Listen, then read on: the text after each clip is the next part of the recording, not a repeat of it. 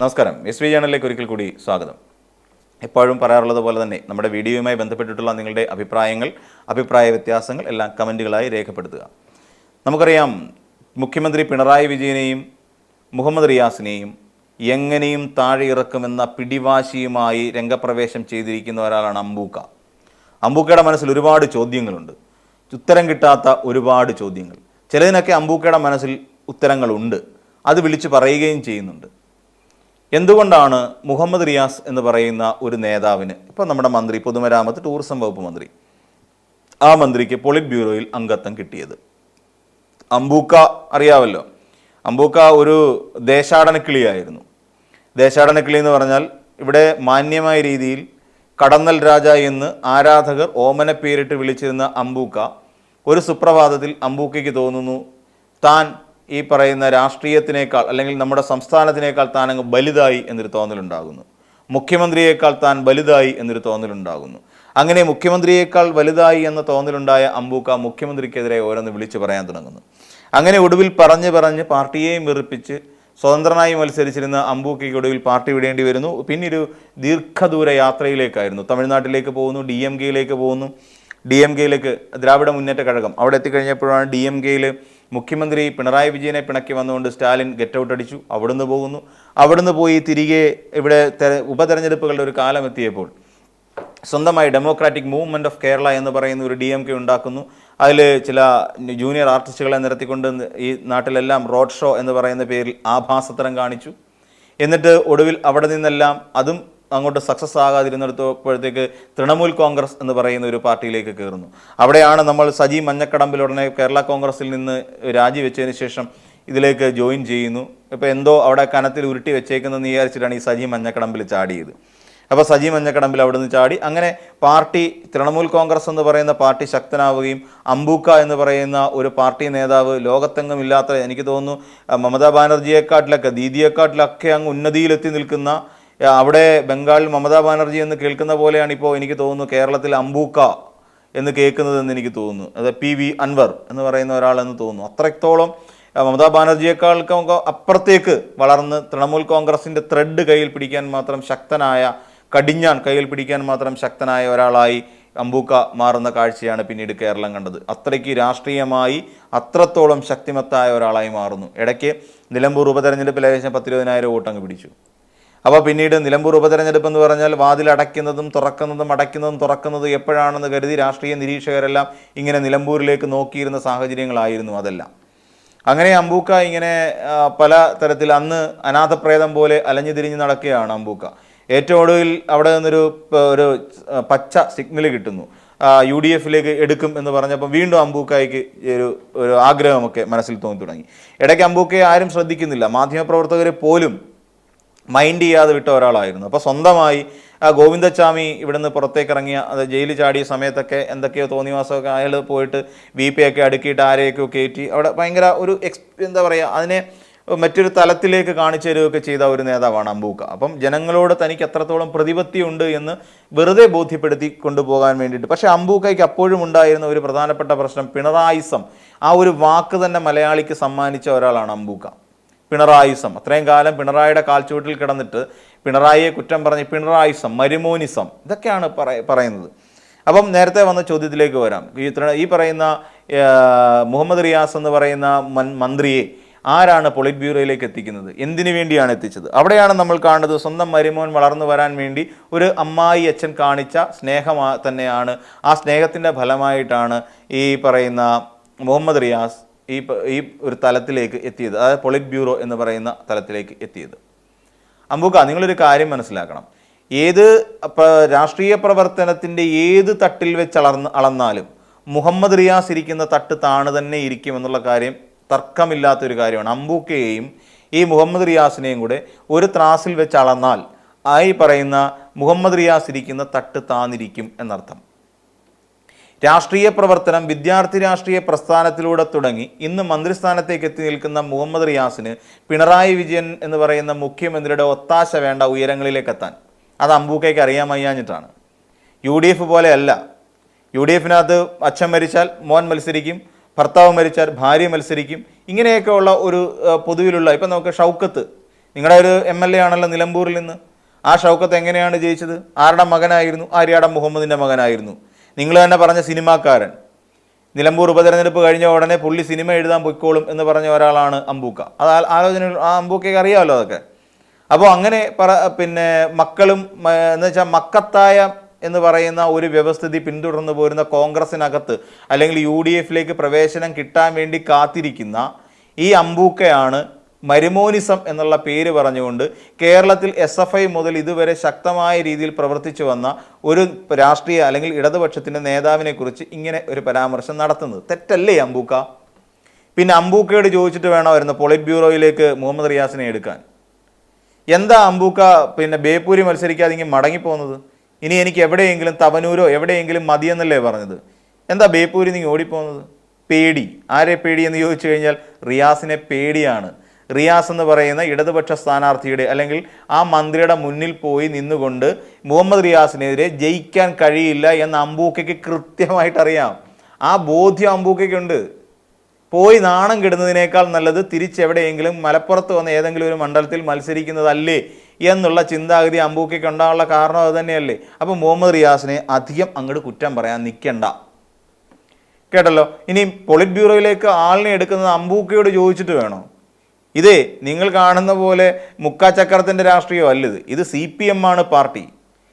ഈ CPM എന്ന് പറയുന്ന പാർട്ടിയിൽ ആരെ എങ്ങനെ നിയമിക്കണമെന്ന് തീരുമാനിക്കാനുള്ള അവകാശം CPM-ൻ്റെ എന്താ പറയുക ദേശീയ സെക്രട്ടറിക്കുണ്ട്, അഖിലേന്ത്യാ സെക്രട്ടറിക്കുണ്ട്, അഖിലേന്ത്യാ കമ്മിറ്റിക്കുണ്ട്. എങ്ങനെ ആയിരിക്കണം അല്ലെങ്കിൽ പോളിറ്റ് ബ്യൂറോയ്ക്ക് തീരുമാനിക്കാനുള്ള കപ്പാസിറ്റി ഉണ്ട്. അല്ലാതെ അമ്പൂക്കയെ പോലെ സൗത്ത് ആഫ്രിക്കയിലും അവിടെ എവിടെയും പോയി സ്വർണ്ണക്കടത്തും അല്ലെങ്കിൽ സ്വർണ്ണ വ്യാപാരം നടത്തി ഉണ്ടാക്കിയ രാഷ്ട്രീയമല്ല. സ്വന്തമായി പോസ്റ്റർ അച്ചടിച്ചുകൊണ്ട് പോസ്റ്റർ വിതരണം നടത്തിക്കൊണ്ട് സ്വന്തമായി ഫ്ലെക്സ് ബോർഡുകൾ വെച്ച് രാഷ്ട്രീയ നേതാവായ വ്യക്തി അല്ലെന്നേ മുഹമ്മദ് റിയാസ്. ആദ്യം അമ്പൂക്ക അത് മനസ്സിലാക്കണം. അതുപോട്ടെ, ആദ്യം അത് തിരിച്ചറിഞ്ഞ് പിന്നെ മുഹമ്മദ് റിയാസ് എന്ന് പറയുന്ന ഒരു രാഷ്ട്രീയ നേതാവിൻ്റെ ആ രാഷ്ട്രീയമായ ഒരു അടിത്തറ എത്രത്തോളം വലുതാണ് എന്ന് തിരിച്ചറിഞ്ഞത് കൊണ്ടാണല്ലോ അമ്പൂക്ക തൽക്കാലം ബേപ്പൂരിൽ മത്സരിക്കേണ്ട എന്ന് കരുതി തിരിച്ചു പോകുന്നത്. അത്രയും മാത്രം അമ്പൂക്ക ചിന്തിച്ചാൽ മതി. പിന്നെ CPM-നെ കുറിച്ച് ഇത്രത്തോളം അങ്ങ് ബോധവാനാകേണ്ട ആവശ്യമൊന്നും അമ്പൂക്കയ്ക്കില്ല. കാര്യം അമ്പൂക്ക ഇപ്പോൾ അതിൻ്റെ ഭാഗമേ അല്ല കേട്ടോ. PV അൻവർ ഇപ്പോൾ പറയുന്നത് 2ാം ടൈം മത്സരിക്കില്ല എന്ന് ഇവിടെ ഇത്തവണ നടപ്പിലാക്കുന്നില്ല എന്നുള്ളത് പാർട്ടി തീരുമാനമാണ്. ആ പാർട്ടി തീരുമാനം അവിടെ നിങ്ങളുടെ വീട്ടിൽ വന്ന് ചോദിച്ചിട്ടല്ല നടപ്പിലാക്കേണ്ടത്. പാർട്ടിയുടെ അതിന് ഇളവ് കൊടുക്കുന്നതിൽ തെറ്റൊന്നുമില്ല. ആ ഇളവ് കൊടുക്കാം എന്നുള്ള കാര്യവും പാർട്ടി ചർച്ച ചെയ്തിട്ട് തീരുമാനിക്കുന്ന കാര്യമാണ്. 2 തവണ മത്സരിച്ചവർക്ക് വീണ്ടും ഒരു അവസരം കൂടി കൊടുക്കണോ വേണ്ടയോ എന്നുള്ള കാര്യം പാർട്ടി തീരുമാനിക്കും. അതിൽ പുറത്തു നിന്ന് അമ്പൂക്കയെ പോലെ പാർട്ടിക്ക് വെളിയിൽ ഇരുന്നു കൊണ്ട് നാഴികയ്ക്ക് 40 വട്ടം മാധ്യമങ്ങളുടെ മുന്നിൽ വന്ന് നിന്നുകൊണ്ട് കുരയ്ക്കുന്ന ഒരാളുടെ അഭിപ്രായം ആവശ്യമില്ല എന്നാണ് അതിൻ്റെ അർത്ഥം. വളരെ വ്യക്തമായി പറഞ്ഞാൽ അതിൽ ചിലപ്പോൾ 2nd ടൈം കഴിഞ്ഞ് 3ാം ടൈമിലേക്ക് ചിലപ്പം സ്ഥാനാർത്ഥികളെ മത്സരിപ്പിക്കുമെന്നേ. അത് ഞങ്ങളുടെ CPM എന്ന് പറയുന്ന പാർട്ടിയുടെ ഇഷ്ടമാണ്. അല്ലാതെ അത് അമ്പൂക്കയോട് ചോദിച്ചിട്ട് ചെയ്യേണ്ട കാര്യമൊന്നുമില്ല. അമ്പൂക്കയ്ക്ക് അതിനകത്ത് മറുപടി പിന്നെ അഭിപ്രായം പറയേണ്ട യാതൊരു അവകാശവും ഇല്ല. പിന്നെ കോഴിക്കോട് ജില്ല 13 സീറ്റ് ഒരെണ്ണം പോലും കിട്ടില്ലെന്നാണ് അമ്പൂക്ക പറയുന്നത്. അത് കാത്തിരുന്ന് കാണേണ്ട കാര്യമാണ്. അമ്പൂക്ക അല്ലല്ലോ അവിടെ നിന്നുകൊണ്ട് മത്സരിക്കേണ്ടത്.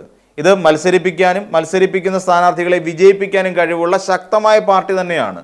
സംശയം ഉണ്ടെങ്കിൽ VD സതീശനോട് ചോദിച്ചു നോക്ക്. VD സതീശൻ ഇപ്പോഴും നെട്ടോട്ടം ഓടിക്കൊണ്ടിരിക്കുക. കോൺഫിഡൻസ് പോയിട്ട് നെട്ടോട്ടം ഓടിക്കൊണ്ടിരിക്കുക. സകലമാന ഇതിനു മുമ്പ് VD സതീശൻ വലിയവായി പിന്നെ ഗീർവാണം മുഴക്കിയിട്ടുണ്ടായിരുന്നു. ഒരുത്തിൻ്റെയും കാല് പിടിക്കേണ്ടയും തിണ്ണ നിരങ്ങേണ്ടയും ആവശ്യം VD സതീശനില്ല, UDF-നില്ല എന്ന് പറഞ്ഞ ആൾ സിനഡ് യോഗത്തിൽ വരെ പോയി കാല് പിടിക്കാൻ പോയിട്ടുണ്ട്. പിന്നെ ജോസ് കെ മാണിയുടെ കാല് തിരുമാൻ വേണ്ടി മുസ്ലിം ലീഗിനെ ഏൽപ്പിച്ചിട്ടുണ്ട്. CPI-ക്ക് വേണ്ടിയിട്ട് പരിശ്രമിച്ചുകൊണ്ടിരിക്കുകയാണ്. അപ്പോൾ ആരുടെയും തിണ്ണ നിരങ്ങാനില്ല എന്ന് പറഞ്ഞ VD സതീശൻ ഇന്ന് സർവ്വമാന പേരുടെയും തിണ്ണയിലാണെന്നേ. ആദ്യം അമ്പൂക്ക അതും കൂടെ ഒന്ന് മനസ്സിലാക്കി വെച്ചാൽ നന്നായിരിക്കും. അതുകൊണ്ട് 13 സീറ്റിൽ ഒരെണ്ണമല്ല 13-ൽ 12 എണ്ണവും CPM പിടിച്ചിരിക്കും എന്നുള്ള കാര്യത്തിൽ CPM എന്ന് പറയുന്ന പാർട്ടിക്ക് ഉറപ്പുണ്ട്. അമ്പൂക്ക തൽക്കാലം അതിനെക്കുറിച്ച് ചിന്തിക്കുകയേ വേണ്ട, അത് നോക്കിക്കോളാം. പിന്നെ അമ്പൂക്കയ്ക്ക് ഏറ്റവും കൂടുതൽ വിഷമമുണ്ടാക്കിയ ഒരു പ്രശ്നമാണ് കണ്ഠരര് രാജീവരനെ അറസ്റ്റ് ചെയ്ത് തെറ്റായിപ്പോയി എന്നുള്ളതാണ് അമ്പൂക്കയുടെ ഏറ്റവും വലിയ അഭിപ്രായം. എന്തറിഞ്ഞിട്ടാണ് അമ്പൂക്ക നിങ്ങളീ പറയുന്നത്? തൃണമൂൽ കോൺഗ്രസ്സുകാർ പോലും നിങ്ങളെ അംഗീകരിച്ചു തന്നിട്ടില്ല മര്യാദയ്ക്ക്. അങ്ങനെ ഒരു അംഗീകാരം പോലും കിട്ടാത്ത സാഹചര്യത്തിൽ കണ്ഠരര് രാജീവരെ അറസ്റ്റ് ചെയ്തതിനകത്ത് എന്താ തെറ്റ്? SIT ആയിട്ട് ബന്ധപ്പെട്ടുകൊണ്ട് നിങ്ങൾക്ക് അങ്ങനെ ഒരു തെറ്റ് SITക്ക് സംഭവിച്ചിട്ടുണ്ടെങ്കിൽ നിങ്ങൾ ഹൈക്കോടതി പേപ്പർ കൊടുക്കാൻ അമ്പൂക്ക. നിങ്ങൾ കൊണ്ട് കോടതി പേപ്പർ കൊടുക്കുന്നേ ഇ ഡിയുടെ അന്വേഷണത്തിൽ നിൽക്കുകയല്ലേ നിങ്ങളുടെ വേറൊരു കേസ്. കോടിക്കണക്കിന് രൂപ വേണ്ട 52 കോടി രൂപയോളം പറ്റിച്ചതിൻ്റെ കേസ് വേറെ നിൽക്കുകയല്ലേ. അപ്പോൾ ആ കൂട്ടത്തിൽ നിങ്ങളൊരു കാര്യം ചെയ്യും, ഹൈക്കോടതി കൊണ്ടുവന്നൊരു പേപ്പർ കൊടുക്കാൻ എന്താ അമ്പൂക്കയ്ക്ക് പറ്റില്ലേ? അമ്പൂക്കയ്ക്ക് ഇപ്പം തന്നെ സ്വന്തമായിട്ട് വക്കീൽ കാണുമല്ലോ. പേപ്പർ കൊടുക്കണം. SIT ചെയ്ത നടപടി തെറ്റായിപ്പോയി, കണ്ഠര് രാജീവരെ അറസ്റ്റ് ചെയ്യാൻ പാടില്ലായിരുന്നു, കണ്ഠര് രാജീവര് നിരപരാധിയാണ് എന്ന് പറഞ്ഞ് തെളിയിക്കുന്ന രീതിയിലുള്ള എല്ലാ ഡേറ്റകളും കളക്ട് ചെയ്ത് വെച്ചുകൊണ്ട് അമ്പൂക്ക കൊണ്ടുവന്നൊരു പരാതി കൊടുക്ക്. വെറുതെ രാഷ്ട്രീയം ഈ പൊട്ട രാഷ്ട്രീയം സംസാരിക്കാതെ അമ്പൂക്ക, പൊട്ട രാഷ്ട്രീയം, വിവരമില്ലാത്തവൻ്റെ രാഷ്ട്രീയം സംസാരിക്കാതെ വിവരത്തോടു കൂടി സംസാരിക്കൂ.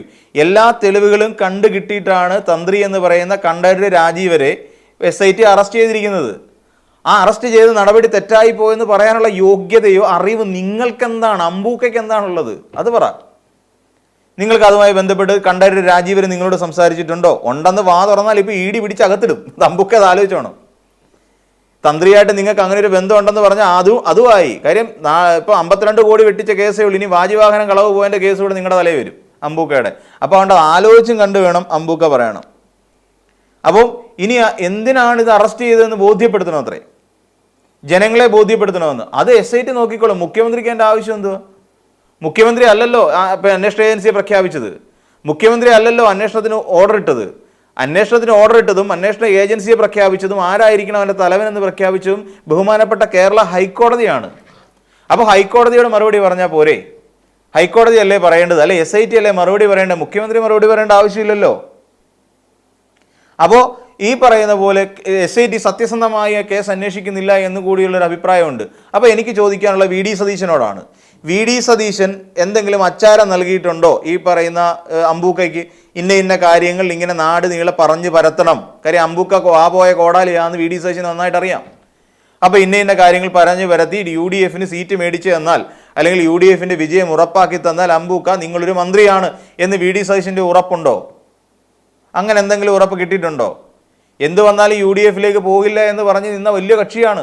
UDFിൻ്റെ കാല് നാഴികയ്ക്ക് 40 വട്ടം തിരുമിക്കൊണ്ട് നടക്കുന്ന ഒരാളായിരുന്നു അമ്പൂക്ക, നമുക്കറിയാം. കഴിഞ്ഞ നിലമ്പൂർ ഉപതെരഞ്ഞെടുപ്പിനും തൊട്ട് മുമ്പായിട്ട് നടന്ന സംഭവവികാസങ്ങളാണ്.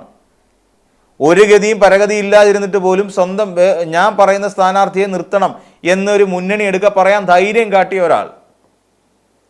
വേറെ പാലക്കാട് ഉപതെരഞ്ഞെടുപ്പ് നടക്കുന്ന സമയത്ത്, പാലക്കാടും ചേലക്കര ഉപതെരഞ്ഞെടുപ്പ് നടക്കുന്ന സമയത്ത് ചേലക്കരയിൽ എൻ്റെ സ്ഥാനാർത്ഥിയെ, ഞാൻ പറയുന്ന സ്ഥാനാർത്ഥിയെ, അല്ലെങ്കിൽ രമ്യ ഹരിദാസിനെ അവിടെ നിന്ന് പിൻവലിച്ച് എൻ്റെ സ്ഥാനാർത്ഥിയെ വിജയിപ്പിക്കാൻ വേണ്ടി പ്രവർത്തിച്ചാൽ പാലക്കാട് ഞാൻ സഹകരിക്കാം, തെരഞ്ഞെടുപ്പിന് പിന്തുണ പ്രഖ്യാപിക്കാം എന്ന് ഒരു ഉളുപ്പുമില്ലാതെ പ്രഖ്യാപിച്ച ഒരു രാഷ്ട്രീയ നേതാവിൻ്റെ പേരുണ്ടെങ്കിൽ ആ ആളിൻ്റെ പേര് PV അൻവർ എന്ന് തന്നെയാണ്.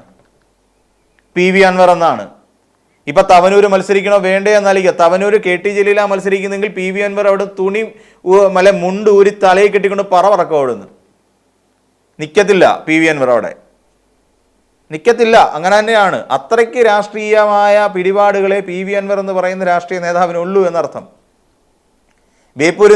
ബേപ്പൂരിൽ മത്സരിച്ചുകൊണ്ട് അവിടെ വെല്ലുവിളിച്ചുകൊണ്ട് എന്താ പറയുക, മുഹമ്മദ് റിയാസെ നിങ്ങൾ ജയിക്കില്ല എന്ന് 100 തവണ പറഞ്ഞുകൊണ്ട് അവിടെ സ്ഥാനാർത്ഥിയായിട്ട് നിന്ന് ഈ മുഹമ്മദ് റിയാസിനെ പരാജയപ്പെടുത്തിയിട്ടാണ് PV അൻവർ മരുമോനിസത്തെക്കുറിച്ച് സംസാരിക്കുന്നതെങ്കിൽ നമ്മൾ അംഗീകരിച്ചു തരും.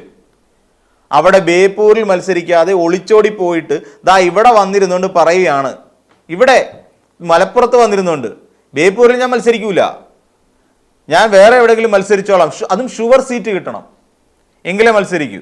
എന്ത് നാണക്കേടാണ്! എന്നിട്ടാണ് പിണറായിസത്തിനെതിരായുള്ള പ്രവർത്തനമാണ് നിങ്ങൾ നടത്തുന്നതെന്ന് പറയുന്നത്. ധൈര്യമാണ് ധർമ്മടത്ത് പോയി മത്സരിക്കുന്നേ പിണറായിക്കെതിരെ. പിണറായി വിജയൻ ഇത്തവണ മത്സരിക്കുകയാണെങ്കിൽ നിങ്ങൾ ധർമ്മടത്ത് UDFിൻ്റെ സ്ഥാനാർത്ഥിയായി പോയി മത്സരിക്കും. തൻ്റെ ഇടം ഉണ്ടെന്ന് പറയാം PV അൻവറിന്, തൻ്റെ ഇടം നട്ടല്ലുണ്ടെന്ന് പറയും. അതിനുള്ള ധൈര്യമൊന്നുമില്ല. മരുമോനെതിരായിട്ട് മുഹമ്മദ് റിയാസിനെതിരായി ബേപ്പൂരും മത്സരിക്കത്തില്ല, ധർമ്മടത്തും മത്സരിക്കത്തില്ല, തവനൂർ KT ജലീലിനെതിരായിട്ട് മത്സരിക്കത്തില്ല. മത്സരിക്കും, പിണറായിസത്തിനെതിരെയാണ്. പക്ഷേ ഇത് ഇങ്ങനെയൊന്നും മത്സരിക്കാനുള്ള ചങ്കുറപ്പ് PV അൻവർ എന്ന് പറയുന്ന ഈ രാഷ്ട്രീയ നേതാവിനില്ല. പിന്നെ വള എന്തെങ്കിലുമൊക്കെ ഇങ്ങനെ പറഞ്ഞുകൊണ്ട് നടക്കുക എന്നതിനപ്പുറത്തേക്ക് ഈ പറയുന്നതിനകത്തൊന്നും ഒരു രാഷ്ട്രീയ ബോധ്യവുമില്ല, രാഷ്ട്രീയമായി യാതൊരു പ്രസക്തിയുമില്ല എന്നുള്ള കാര്യം നമുക്കറിയാം. ഇല്ല എന്നുണ്ടെങ്കിൽ ഇത്ര ഉളുപ്പില്ലാതെ ഈ തന്ത്രി എന്ന് പറയുന്ന ഒരു ദുഷ്ടനെ, അല്ലെങ്കിൽ തന്ത്രി എന്ന് പറയുന്ന ഒരു കള്ളനെ ഇങ്ങനെ ന്യായീകരിക്കാൻ വേണ്ടി കൂടി തനിക്ക് കിട്ടിയ അവസരം മുതലെടുക്കില്ലായിരുന്നു എന്നാണ് പറയാനുള്ളത്. അപ്പോൾ മറ്റൊരു വീഡിയോയുമായി നമുക്ക് വീണ്ടും കാണാം.